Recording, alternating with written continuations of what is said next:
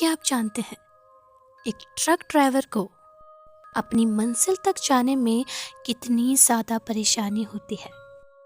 मैं हूं आप सबके narrator Kaushiki Bhatt and welcome to the podcast the horror by Kaushiki. मेरा नाम सुखप्रीत है और मैं पंजाब से बिलोंग करता हूं। मैं एक ट्रक ड्राइवर हूं और काफ़ी बार मुझे पूरी रात ड्राइव करना पड़ता है। ये जो इंसिडेंट है ये मेरे साथ कुछ 4 साल पहले हुआ था। एक रात मुझे मेरी कंपनी के मैनेजर का फ़ोन आता है। एक जगह से ऑर्डर आया था और जल्द से जल्द वो वहाँ पहुँचाना था। काफ़ी सारों ने उस जगह पर जाने से मना कर दिया क्योंकि वो रास्ता कुछ ही ट्रक ड्राइवर जानते थे, जिनमें से एक मैं भी था। लेकिन मना करने का सिर्फ ये एक रीज़न नहीं था, क्योंकि बाकी के ड्राइवर्स जिनको रास्ता भी पता था वो भी वहाँ जाने से मना कर रहे थे, क्योंकि कई बार उनके साथ वहाँ बहुत से इंसिडेंट हो चुके थे। लेकिन ऑर्डर को बहुत जल्द से जल्द वहाँ पहुँचाना था। वैसे मैं पहले भी कई बार ऐसी सुनसान और वीरान जगहों से जा चुका हूँ। रात को ड्राइविंग करने में एक अलग ही मज़ा होता है। सो मुझे मैनेजर का कॉल आया और उन्होंने मुझे उस जगह के बारे में बताया। एक पल को तो मेरा भी मन नहीं कर रहा था, लेकिन अब मैनेजर के मुंह पर मना तो नहीं कर सकता था। अब जब बाकी लोगों ने जाने से मना कर दिया तो अब मैनेजर मुझे थोड़ा थोड़ा मस्का भी लगाने लगता है। खैर, मैं मान गया। लेकिन इसके बाद भी उस सफ़र में मेरे साथ भी जाने के लिए कोई तैयार नहीं था। अक्सर जब भी रात को अगर ऐसे सफ़र हो तो 2 लोग साथ में जाते हैं, लेकिन मैं अकेला था। खैर, अब मैं कंपनी के वेयर हाउस पर पहुंचता हूं, जहां पर वो ट्रक लोडेड था एंड मुझे बाकी की सारी डिटेल्स बता दी गई। एंड उसके बाद मैं ट्रक में बैठ जाता हूं और वहां से निकल जाता हूं। मुझे पहाड़ी रास्ते से जाना था। एक बेजान सा पहाड़, आसमान और झाड़ियाँ, बड़े बड़े जंगल, कुछ सूखे पेड़ और सन्नाटा। रात को ऐसी जगहें और भी ज़्यादा डरावनी लगती हैं और छोटी से छोटी चीज़ भी आपको डराती है। इस जगह के बारे में और भी कहानियाँ मशहूर हैं। कई सारे ट्रक ड्राइवर जो पहले यहाँ से गुजर चुके थे, उन सब ने यहाँ कुछ ना कुछ देखा है, तो बस इसीलिए वो सब के सब डरते हैं इस रास्ते से। मैं हमेशा से ही भगवान पर यकीन करता हूँ, पूजा पाठ करता हूँ, तो मुझे इन सब चीज़ों का ज़्यादा डर नहीं है। लेकिन मैं ये भी मानता हूँ कि अगर अच्छा है तो बुरा भी है। अब मैं एक ऐसे रास्ते पर पहुँच चुका था जहाँ दूर दूर तक कोई नहीं दिखाई दे रहा था और ना कोई लाइट थी। मैंने अपना ट्रक वहां से स्पीड में भगाना शुरू कर दिया, क्योंकि ऐसे रास्ते में बस रूह कांप उठती है। उस सुनसान रास्ते में ट्रक की आवाज गूंज रही थी। रात के कुछ 2:30 हो रहे थे और मैं बस सोच रहा था कि कुछ दूरी में एक आबादी वाली जगह आएगी जहां एक ढाबा भी मिल जाएगा और एक पेट्रोल पंप भी होगा। तो बस मैं यहाँ से जल्दी से निकलकर वहाँ पर कुछ खाऊंगा और पेट्रोल भरवा कर आगे बढ़ जाऊंगा। मेरा पूरा का पूरा ध्यान ड्राइविंग पर था। जैसे जैसे मैं ट्रक चला रहा था, वो सन्नाटा और ज़्यादा गहरा और अंधेरा और ज़्यादा घना हो रहा था। वो एक ऐसा रास्ता था कि रात को क्या, दिन में भी आप अगर वहाँ जाते हैं तो शायद आप बहुत ज़्यादा डर जाएंगे। ट्रक की रोशनी के अलावा वहां कुछ भी नजर नहीं आ रहा था। और फिर अचानक से एक आदमी मेरे ट्रक के सामने पता नहीं कहां से आ गया। मैंने झटके से ट्रक को रोका। जब मैंने उस आदमी को देखा तो मुझे थोड़ा सा डर लगा, क्योंकि वो एक अजीब सी हालत में खड़ा हुआ था। उसने एक सफेद रंग का शॉल ओढ़ा हुआ था। मैं मन ही मन सोच रहा था कि यहाँ आसपास ना कोई गाड़ी है और ना कोई लोग, तो यह आदमी इतने वीराने में यहाँ कर क्या रहा है। अब मेरा ट्रक रुकते ही वो आदमी ड्राइवर वाली सीट पर आया और उसके बाद उसने मुझसे कहा, इस रास्ते से क्यों जा रहे हो? मैंने उसका कोई भी जवाब नहीं दिया क्योंकि उसकी बात करने का तरीका बहुत ही ज़्यादा बदतमीजी वाला लग रहा था। उसके बाद उसने मुझसे कहा, क्या तुम्हें पता नहीं ये रास्ता रात को नहीं लेना चाहिए? और ऊपर से तुम अकेले भी हो। अभी भी बोल रहा हूँ, आगे कुछ लोग बैठे हुए हैं, इस रास्ते से मत जाओ, मुड़ जाओ। उसकी लैंग्वेज थोड़ी अलग थी और मुझे उसकी बातें भी कुछ कुछ समझ में आ रही थी। शायद वो ऐसा ही कुछ बोलना चाह रहा था, लेकिन वो मुझे थोड़ा पागल सा भी लग रहा था। और वैसे भी इस रास्ते में कुछ ना कुछ तो होता ही रहता है, तो बस इसीलिए मैंने उसकी बात पर ज्यादा ध्यान नहीं दिया और मैं आगे की तरफ बढ़ गया। और लगभग 1 घंटे का सफर मैंने और तय कर लिया। वो एक काफी लंबा और सीधा रास्ता था।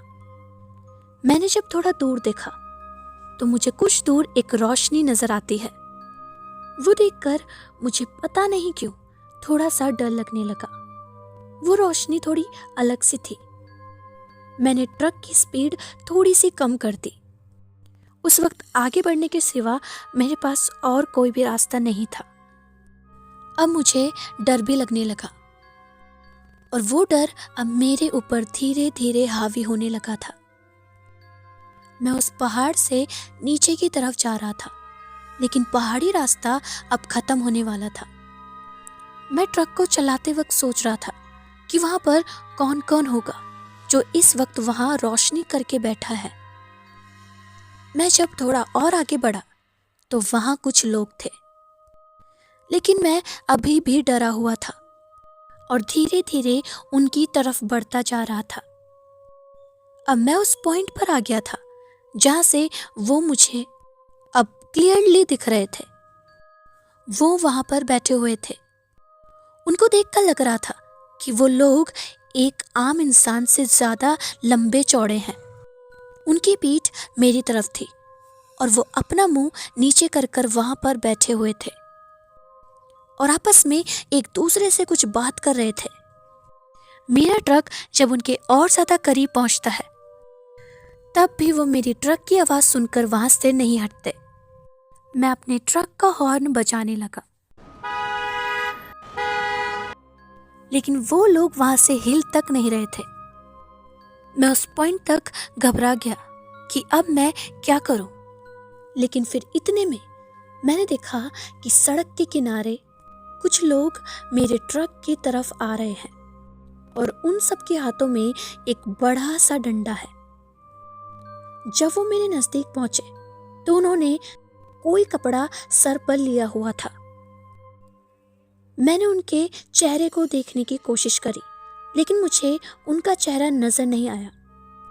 उनके चेहरे पर एक अंधेरा सा था, जैसे कि मानो उनका चेहरा ही ना हो, लेकिन फिर भी उनकी आंखें चमक रही थी। और इस पॉइंट पर अब मुझे और भी ज्यादा डर लगने लगा। उन लोगों को देखकर साफ साफ लग रहा था कि वो लोग गुस्से में हैं। मेरा पैर ट्रक के एक्सेलरेटर पर था, लेकिन मेरी हिम्मत नहीं हो रही थी कि मैं ट्रक को आगे बढ़ाऊं। लेकिन मैंने अपने अंदर की सारी हिम्मत जुटाई और ट्रक को आगे चलाना शुरू कर दिया। मैं उन्हें देखकर समझ चुका था कि वो कोई इंसान तो नहीं थे। वहां का माहौल देखकर लग रहा था कि जैसे कि मानो वहां कोई पूजा चल रही हो, एक अजीब तरीके की पूजा। और उनमें से कुछ तो उठे ही नहीं थे। वो अपने घुटनों के बल बैठे हुए थे। मैं हॉर्न अभी भी बजा रहा था और मैंने ट्रक को भगाया। मैंने अपने ट्रक के दरवाजे अच्छे से बंद कर लिए और शीशों को ऊपर चढ़ा दिया। उस वक्त ऐसी सिचुएशन हो गई थी कि ऐसा लग रहा था जैसे कि कुछ लोग मेरी ट्रक से टकरा जाएंगे, लेकिन मैंने स्पीड कम नहीं करी। मुझे पीछे से कुछ लोगों के चीखने चिल्लाने की आवाजें आ रही थी। मेरा शरीर पूरा का पूरा कांप रहा था और दिल बहुत जोरों से धड़क रहा था। मैंने स्पीड और ज्यादा तेज कर दी। वो लोग बहुत तेजी से भागते हुए आ रहे थे, लेकिन कुछ दूरी पर चलाते चलाते मैं उस जगह पर आ गया जहाँ की मैं बात कर रहा था। वहां जब मैंने देखा तो वहां एक पेट्रोल पंप था, लेकिन उसके पास ही एक छोटा सा मंदिर भी था। मैंने ट्रक को सड़क के किनारे पेट्रोल पंप के सामने खड़ा कर दिया और चाबी निकालकर सीधा मंदिर में जाकर बैठ गया। मैं कांप रहा था और पीछे से कुत्तों के भौंकने की आवाज वहां गूंज रही थी। मैंने जब मुड़कर देखा तो वो कुत्ते मेरे ट्रक की तरफ देखकर बहुत जोर जोर से भौंक रहे थे।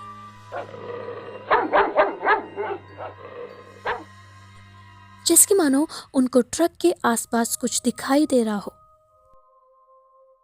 और फिर मुझे रियलाइज होता है कि वो लोग यहाँ तक पहुंच चुके हैं। मैं मंदिर में ही बैठा हुआ था और भगवान को याद कर रहा था।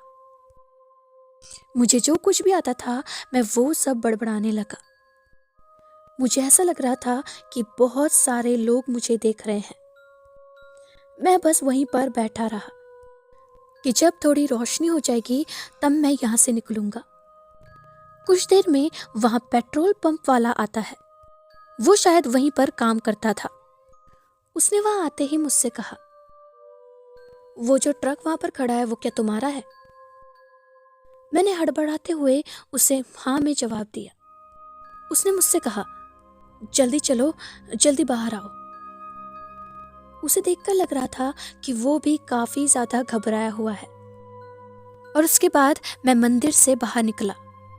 मुझे डर भी लग रहा था, लेकिन अब क्या ही कर सकता था मैं। उसने मुझे बताया कि ऐसा लग रहा था जैसे कि मानो तुम्हारे ट्रक के पीछे बहुत सारे लोग हैं जो कंटेनर पर जोर जोर से हाथ मार रहे हैं। मुझे वहां तक आवाजें आ रही थी। मैंने उसको सब कुछ बताया जो कुछ भी मेरे साथ हुआ। मेरी नजरें जब ट्रक पर गई तो ट्रक के नीचे मुझे कुछ टांगे नजर आ रही थी और ये सब देखकर वो भी काफी ज्यादा डर चुका था। हम लोग कुछ देर वहां मंदिर के पास ही बैठे रहे और कुछ ही देर में रोशनी हुई, सुबह हुई। मैंने जब ट्रक को ध्यान से देखा तो अब कोई भी आवाजें नहीं आ रही थी, लेकिन उस ट्रक पर बहुत सारे डेंट पड़ चुके थे।